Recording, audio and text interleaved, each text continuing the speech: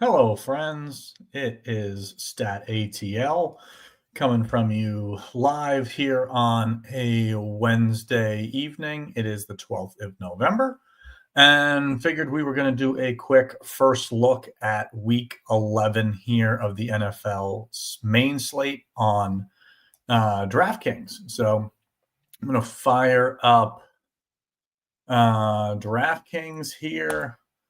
Got the main slate pulled up, just fired up like a single entry. And typically what I do every week is I open the DraftKings app.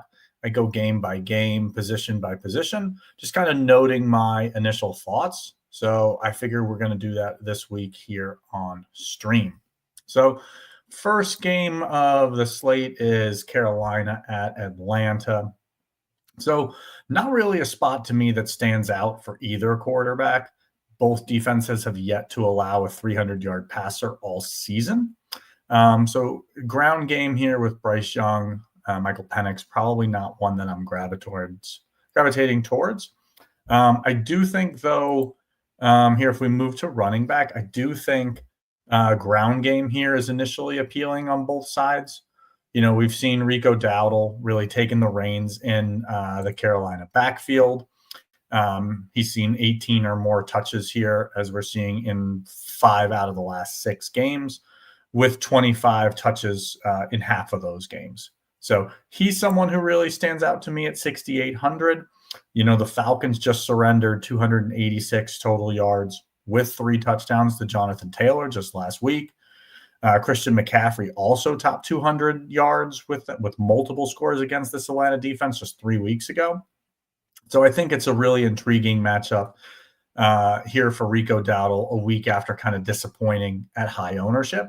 So he really stands out. I think Bijan Robinson here is really interesting. You know, you've got Alvin Kamara, Josh Jacobs, James Cook, all topped 100 total yards against the Panthers in their previous 3 games. So I think that's an interesting spot to go. You know, Bijan seeing pretty decent usage, both, you know, on the ground, also heavily involved, you know, in their passing game. We've seen multiple games here of, you know, 5, 6, 8, you know, receptions, you know, higher target volume here. We've seen receiving touchdowns along with rushing touchdowns. So, you know, we've seen 30-point ceiling from him multiple times this season. So I do think he's intriguing. If we move over to, you know, pass catchers here, I think the matchup's probably a little better than it appears on paper here for Drake London. You know, you see the red 6. I think that's might keep people off of him. But, you know, Chris Olave, George Pickens, Jalen Waddle, Stephon Diggs all went for more than 100 receiving yards against Carolina. And then, you know, recently we had Romeo Doubs went for, you know, 7 for 91, Khalil Shakir 6 for 88, Jawan Johnson 4 for 92.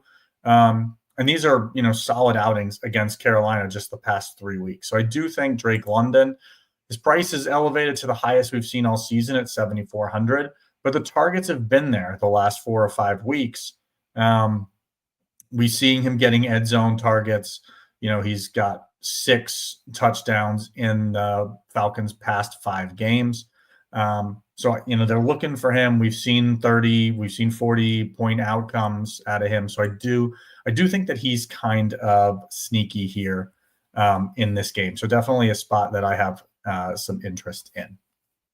If we shift over to the Tampa Bay Buffalo game, I think let's start at quarterback. So, you know, the Bills have kind of been a bit of Jekyll and Hyde the past 4 games. Strong performances against Kansas City, strong performances against Carolina, but like shockingly unable to generate more than 14 points against both Miami and Atlanta. So I think that on paper, the Bucs are offering a strong spot here for Josh Allen, as Michael Penix, Sam Darnold, Mac Jones, Drake May all top 280 yards against them. So I think if you're paying up for quarterback, if we just kind of look at the slate at the position altogether, I think that Josh Allen is probably my favorite of these pay-up options at quarterback. And then if we look at the other side of the ball with Baker Mayfield, like he's been pretty close to the model of consistency, getting a lot of high teens, low 20 scores. But I think this is a pretty difficult matchup against the Bills. No quarterback has thrown for more than 2 touchdowns or topped 275 yards for the Bills, or against the Bills and Baker. You generally kind of see him kind of hit more of his ceiling type performances when he's throwing for 300 yards, when he's throwing for 3 touchdowns. Doesn't offer a ton on the ground, like 3 weeks in a row where he hasn't even had a rush attempt. So I think that there's probably better spots than Baker. If we navigate over to running back here in this game, James Cook, 17 or more touches in every game but one this season, that 24-14 loss to Atlanta. He's shown 30-point upside here.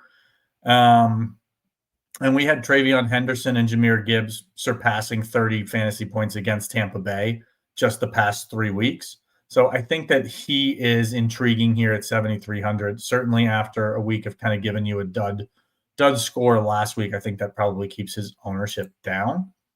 On the Tampa Bay side, we've got Bucky Irving, doubtful, likely to miss. So ground game's not really going to stand out here. When we're looking at Rachaad White, he's only topped 14 rush attempts once all season back in week 6.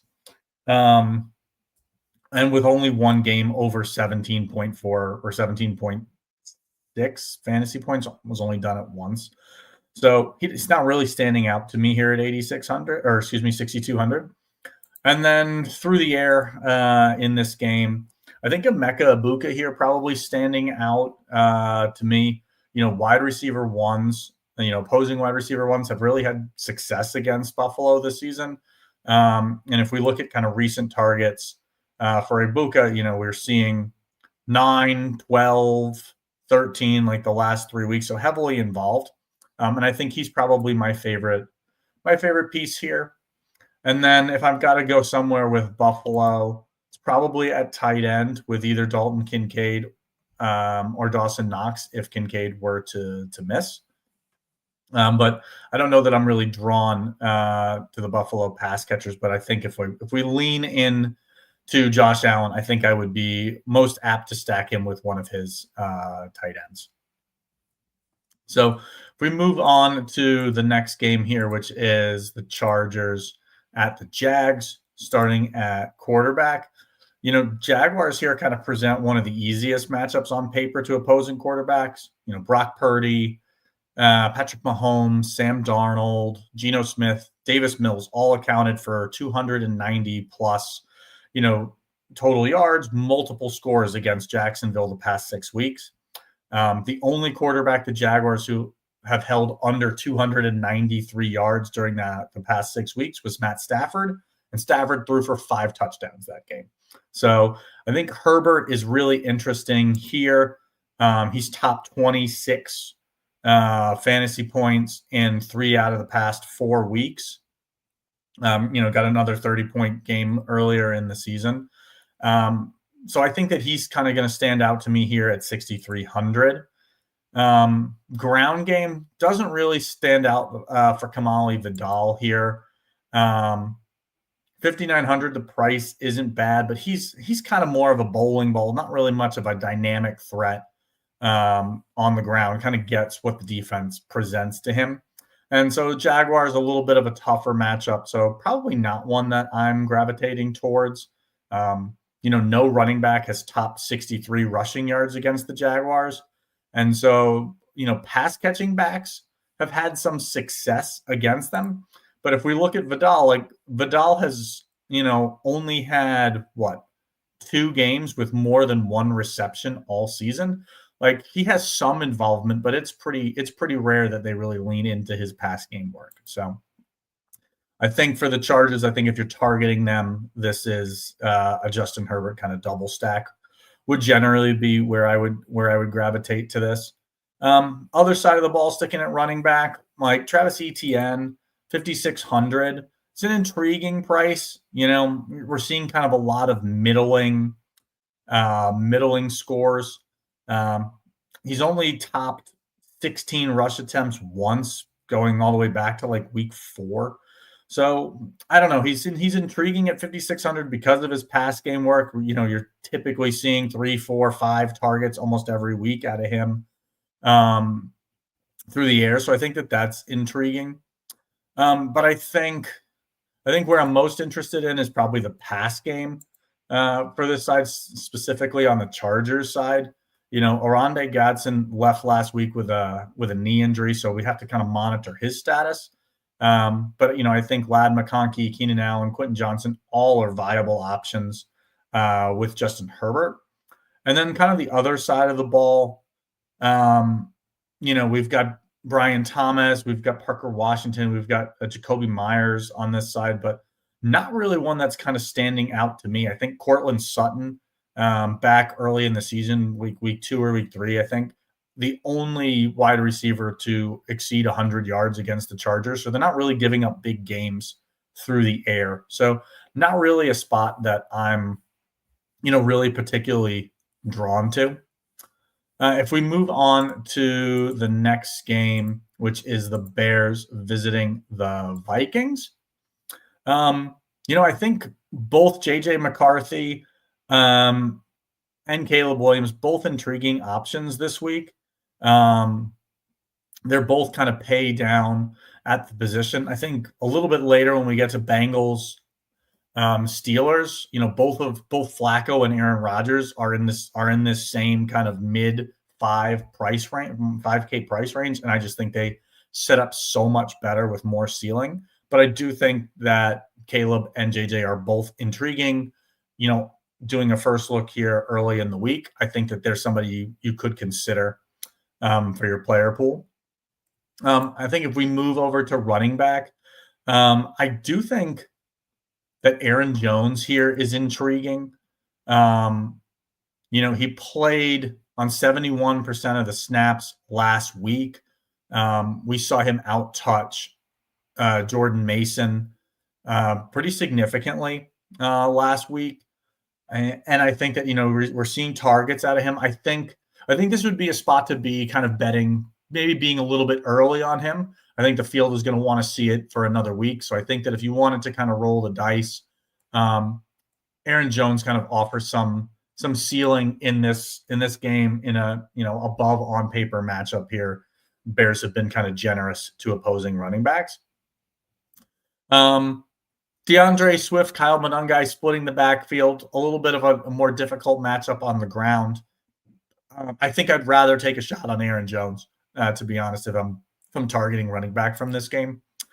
If I move to wide receiver here, I think all of the Minnesota guys are interesting. Justin Jefferson, Jordan Addison, even Jalen Naylor. I think we can even include TJ Hawkinson in that group. Chicago Bears secondary, pretty porous. And Jefferson here, I think probably stands out to me the most, looking at these targets, the last, whatever this is, 6 weeks, 11, 10, 11, 9, 12, just double-digit targets in 5 out of the past 6 weeks. And if you look at kind of fellow, what we'll call like top upper echelon wide receivers, have absolutely smashed the Bears. So I think this is a really interesting spot. Maybe the field will be off Jefferson. His price is still up at 7,500. Hasn't really given you a really strong game all season. So maybe that keeps folks off of him this week. But initially here, I'm pretty interested. And then on the Bears side of the ball, no one really jumping out, but probably Rome Odunze, most interest to me. Kind of had this one-off game against the Bengals where he put up literally a 0, but sandwiched that with double-digit targets on either side of that game. So I do think that Odunze is interesting if you're targeting this game. So next game on the slate here is the Packers at the Giants. Interesting news today. So Jackson Dart ruled out with a concussion, And we got the news that Jameis Winston is going to start. So I think that is intriguing. I don't know that I'll get to Jameis Winston, although I do think that makes this game environment a little bit more interesting. He's the guy who's going to chuck the ball. So I think New York Giants wide receivers are intriguing, especially since they're going to be inexpensive. And then I think if we look at Jordan Love, coming off that horrendous game on Monday Night Football against the Eagles, but I think what players forget is that he's topped 30 DraftKings points twice this season. And they both kind of came against these bottom 5 defenses that we'd be typically targeting anyway. So what I mean to say by that is that his top games are pretty predictable.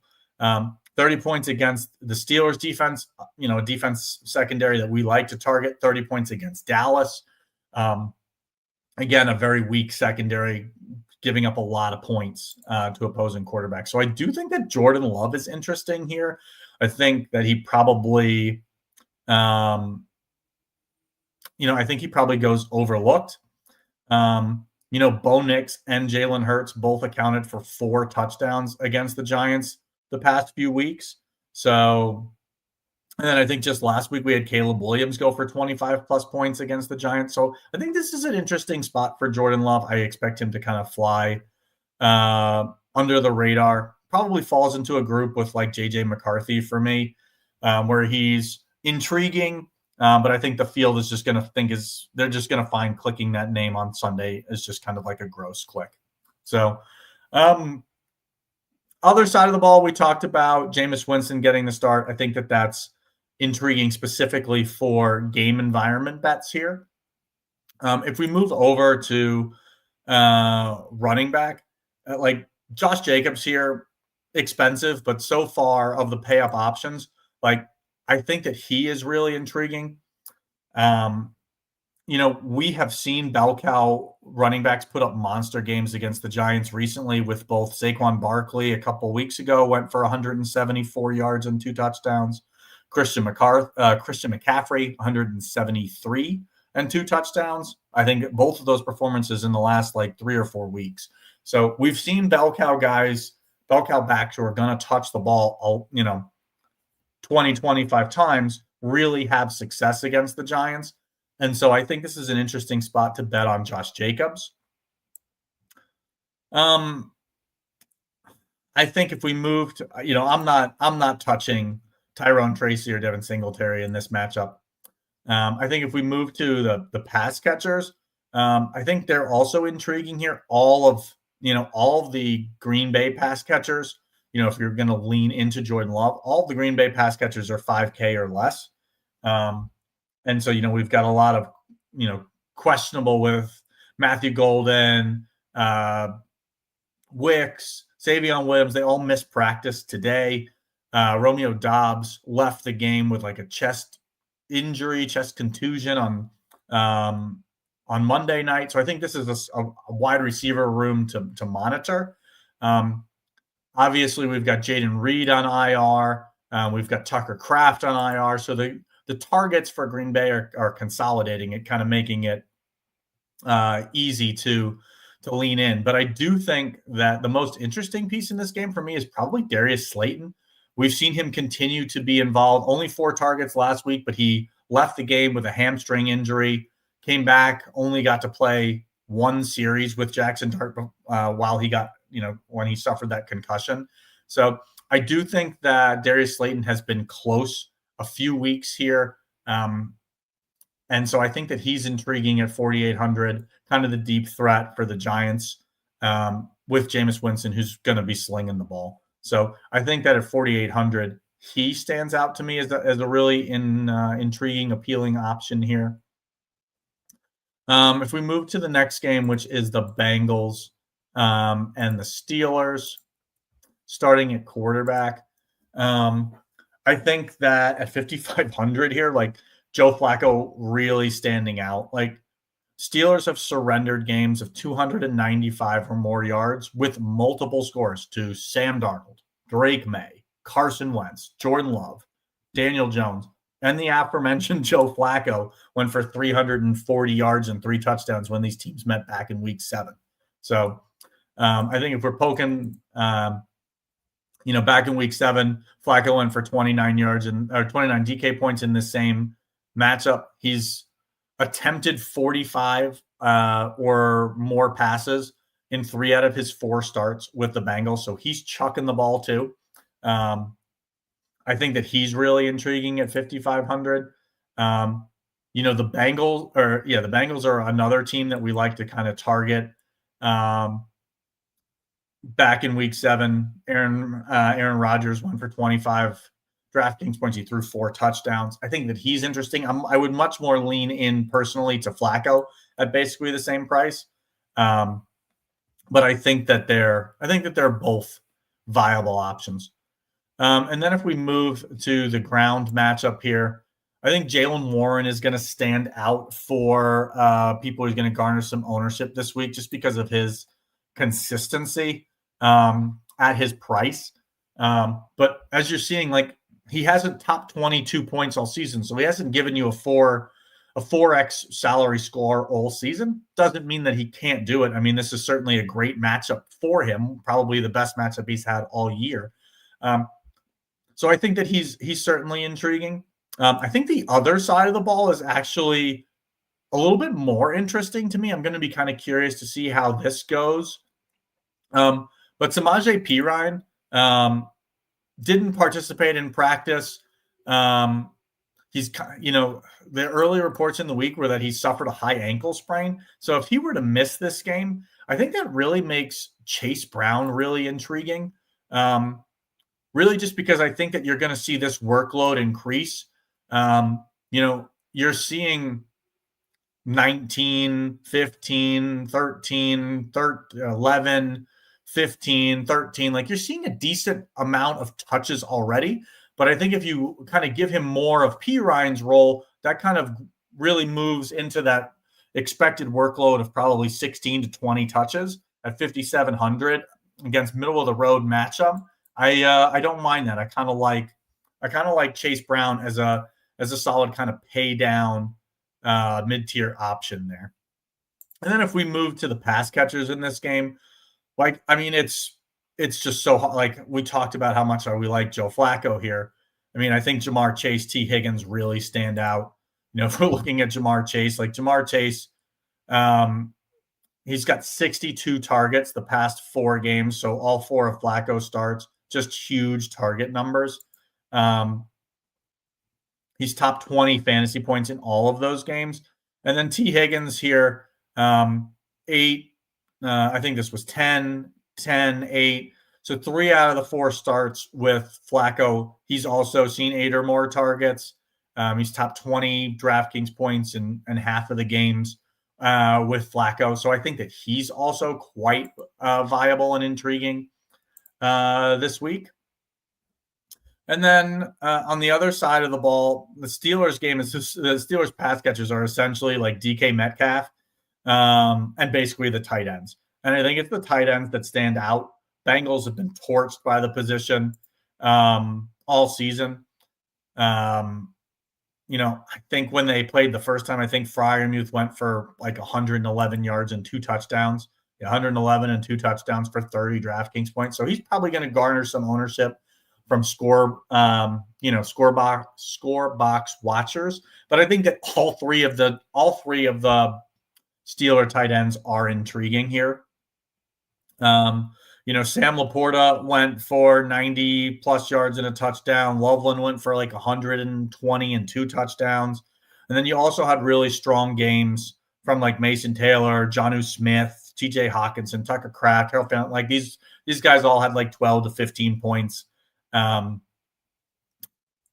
against the Bengals this season. So I do think targeting one of these cheaper Steeler tight ends is an intriguing way to go. You're probably touchdown hunting, but we've certainly seen big games out of some lesser names at the tight end position. So I think that is an intriguing way to go. Let me click off of these as we move to the after. Oh no, we've got one more. We've got the Houston at Tennessee. So I think my first thought when I'm looking at this game, just in general, we'll actually move over to D, is did DraftKings actually price up the Texans D this week for like literally probably the first time. Yeah, they've been kind of priced down into this mid-range basically the whole season, despite the fact that they're probably one of, if not the best defenses in the entire league. They draw the Titans this week, so yeah, 3,700 definitely still interest there. CJ, quarterback CJ Stroud missed last week with a concussion. I would expect him to be back this week. I think, but him or Davis Mills, I think, is an intriguing spot in this matchup. On the ground, some interest probably in like Woody Marks again as another mid-tier. Mid-tier. He's only top 14 rushes once all season, back in week 4. So I'm not sure it's a spot that I'll get there. He does have some involvement in the pass game. I think it's just kind of a betting on, I think if I'm playing Woody Marks, I'm probably pairing him with the Texans D. I think that is a strong correlation this week. And then through the air, best matchup, Nico Collins. He's seen, I think it's 36 targets the last 3 weeks. Certainly viable for 25 to 30 points, well within the range of outcomes for him at 6,700. 4x, 5x score, well within the range of outcomes in terms of the targets. And so I think that's probably where I'm going if I were to touch this game, but probably not much. Certainly on the Titans side, against arguably one of the best defenses in the league, probably not going to get there for any of those pieces. So moving on to the next game, we got the 49ers visiting Arizona. Kind of the big news in this game is starting at wide receiver is that Marvin Harrison Jr. is going to miss. I think he had surgery for an appendectomy, I think appendicitis. So he's going to miss this game, which just means there's going to be a ton of ownership on Trey McBride. I do think a very intriguing way to kind of build around this game is to build with Jacoby Brissett.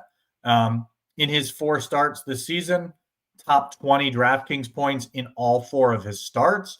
Again, he's under 5,000, so he's given you 4 to 5x salary score in every one of his games. His most obvious stacking partner is really obvious even before Marvin Harrison got ruled out. You look at the 4 games, and for Trey McBride, 11, 13, 9, 13, with 21, 29, and 30 DraftKings points in 3 out of his last 4 games, like seeing really heavy ownership.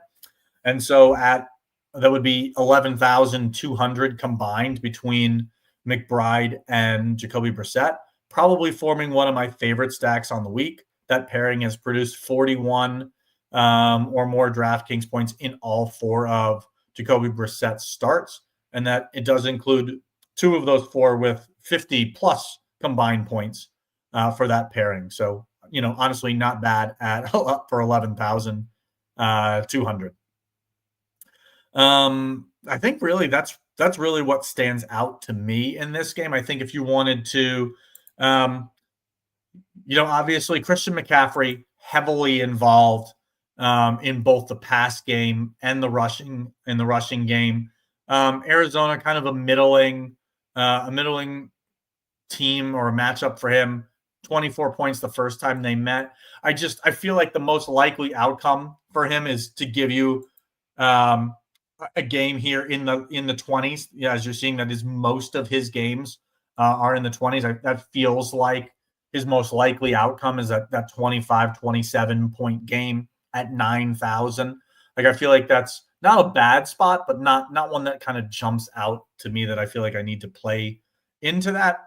And then on the San Francisco side, we don't know about Ricky Pearsall, but Jawan Jennings is really intriguing here at 5,100.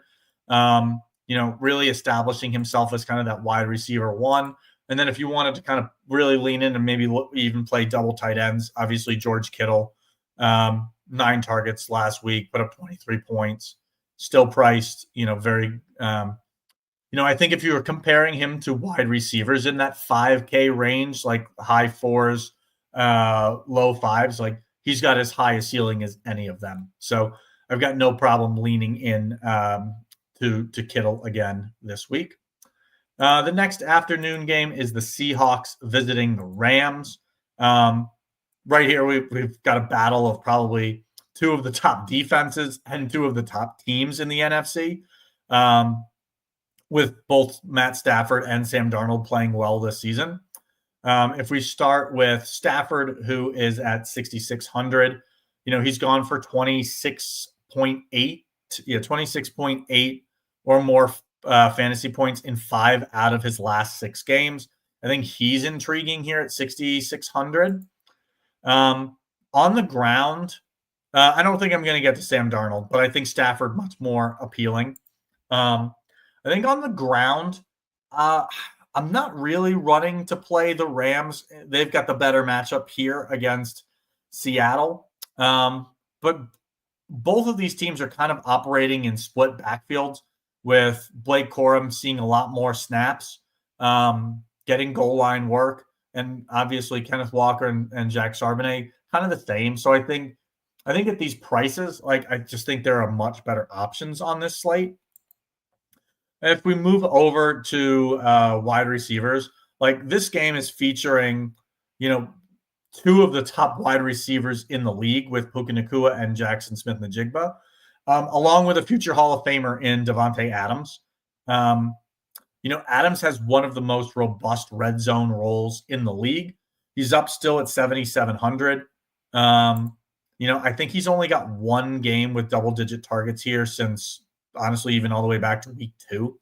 So while he does have this high touchdown upside, I feel like it's really unlikely against, a better Seattle defense that he buries you for not playing him at 7,700. That's, basically a 30-plus game, which, again, he can do because of this robust red zone role, but not one that's standing out to me. I think I prefer JSN to Nacua here. And I think there's merit to be played around playing them both. I think that would be an intriguing way to attack this game, possibly with, or even you could play Devontae Adams, pair him with Stafford, maybe grab one of the carousel of tight ends that the Rams like to incur and go Jackson Smith-Njigba. And I think that's going to be a very uncommon way to play. I think double pay up at wide receiver is going to probably not be super popular this week. And I think that's an intriguing way to potentially build. Again, this is the first look on Wednesday. So, we'll kind of see what opens up. But so far, not a ton of value on the games that we've gone through so far. Tight end, again, kind of a carousel of tight end options here that both teams are, deploying. So, again, but you're getting very cheap value or very cheap pricing on all of them. So I think if you wanted to incorporate one into a stack, I don't mind that, but nothing is kind of standing out to me. Next game here, we've got the Ravens visiting Cleveland. Tough matchup here for Lamar Jackson. Not one that's standing out to me at 6,900. The Browns haven't allowed a rushing touchdown to any quarterback this season, or a 300-yard passing performance to any quarterback this season, which Lamar Jackson doesn't typically go for, typically have a ton of 300-yard games. But, a lot of his value comes from his rushing and his touchdowns. And again, Browns haven't allowed a rushing touchdown to a quarterback, and they faced Lamar and May and Justin Fields already. And then you talk about that 300 passing yards early in the season when Burrow was healthy. Burrow, Love, Goff, Drake May, shut them all down. So I feel like this is a spot I don't want to target either option here, Gabriel or Lamar Jackson. I think at running back, I don't see this as a spot for Derrick Henry. Really difficult matchup. The Browns, I think, limited him to just 23 rushing yards, if I'm recalling that correctly, when they met earlier in the season. Yeah, 23 rushing yards, no passes, no receptions. Like probably his worst game of his career that he played the entire game. So not a spot I want to go back to. It's a little bit easier for Quinshon Judkins. Again, seeing high usage, so we do like to see that. I think he's got 25 or more touches here in 4 out of the past 6 games. 6,400. I think that's intriguing. Through the air, I think I'm more drawn to these Cleveland pass catchers just because they're so much cheaper.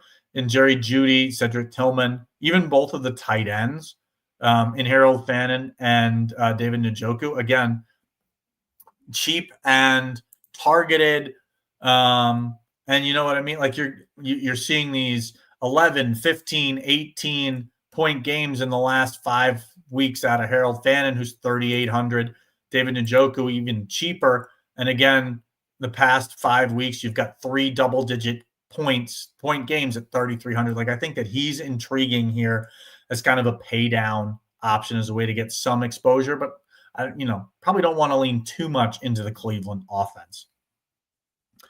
I think Mark Andrews again in consideration here at 3,500. Divisional matchup again, seeing limited targets I think is not as appealing, but we have seen a 27-point game out of him, 16 points just 2 weeks ago, double digits again last week at 3,500. Like I think that you could certainly do worse if you're looking to pay down at tight end. And then the last game of the slate is the Chiefs visiting the Broncos. A really, a good real life game with the 5-4 Chiefs visiting the division leading, I think probably the best record in the NFL, still at 8-2 for the Broncos. Quarterback, kind of tough matchups here for both. I think Bo Nix is probably more appealing of the two. The Chiefs have allowed multiple quarterbacks to score 2 or more touchdowns on the ground in a game. And, we've seen that out of Bo Nix. We've seen that ceiling with multiple rushing touchdowns. Some decent rushing attempts in most of his games. So I don't know that he stands out to me at 6,100. Probably not a spot I'm going to target either quarterback, to be honest. But if you did, I think he's probably, at home, he's probably the more appealing matchup. On the ground, I think it's hard to get to either Kansas City back with that kind of split backfield. I do think what might be potentially intriguing, there's been rumblings that J.K. Dobbins may be headed to IR. Obviously, he didn't practice this week. I think that if he were to miss, this would be a really intriguing spot for rookie R.J. Harvey. Again, we haven't seen him get a ton of rushing attempts. We have seen him a little bit more involved in the pass catching role, but if J.K. Dobbins is out, I would expect R.J. Harvey to see in that 12 to 15 touch range, maybe more. And we've seen some explosiveness out of him on limited touches. 19 points back in week 4, 24 points in week 8, 16 points in week 9. Like I think that if we get some run out of him and he gets the opportunity, the matchup isn't an easy one, but it's, I think Kansas City isn't as vaunting a rush defense as people think. So I think that that's intriguing to me. If we move to pass catchers, obviously tough matchup on the through the air, but I think this is a little bit more appealing for Rashee Rice than I think is going to stand out, just because the Broncos are going to be without top corner Pat Surtain. But I think the most intriguing kind of play through the air for me is probably Troy Franklin in this one. Really come into his own the past couple of weeks. He's got target counts of 8, 9, 10, 10 the last 4 weeks. We've seen 27-point ceiling at 5,400, I think is intriguing. We're seeing, 4 touchdowns the past 4 weeks. Like they're looking to him in the end zone, which are the most valuable targets. He's leading the team by a pretty fair margin at red zone targets. So he's probably my favorite play in this game. And then if we just kind of looked at defense throughout the whole slate, I think kind of pay up options that stand out to me probably here are the Texans taking on the Titans, Packers On the road, but facing Jameis Winston, I think you can basically guarantee them at least one interception. I think the Falcons are intriguing here against Carolina at home. I think that's an intriguing option. We kind of move down more towards the mid-range. I do like the Rams here against Seattle. I think that's intriguing. But I think probably my favorite here in the mid-range is probably going to be the Chargers against Jacksonville. They're getting pressure on the quarterbacks. Trevor Lawrence turning the ball over, so I do like that. And then I think if I have to pay down at defense, probably Seattle. Seattle's got 8 or more fantasy points literally in every game but one. They're getting pressure on the quarterback. They're forcing turnovers. They're forcing sacks. So tough matchup on the road. But I think if you're paying down, probably Seattle, my favorite option. There. So appreciate you tuning in. This is StatATL doing my first look for week 11. If you are not already, please hit the like and subscribe button and check us out over at 1 Week Season, oneweekseason.com, or you can follow us on Twitter /X, 1 Week Season, or you can follow me, StatATL. Thanks for tuning in and hope to see you and your OWS avatar at Tops of Leaderboards this week.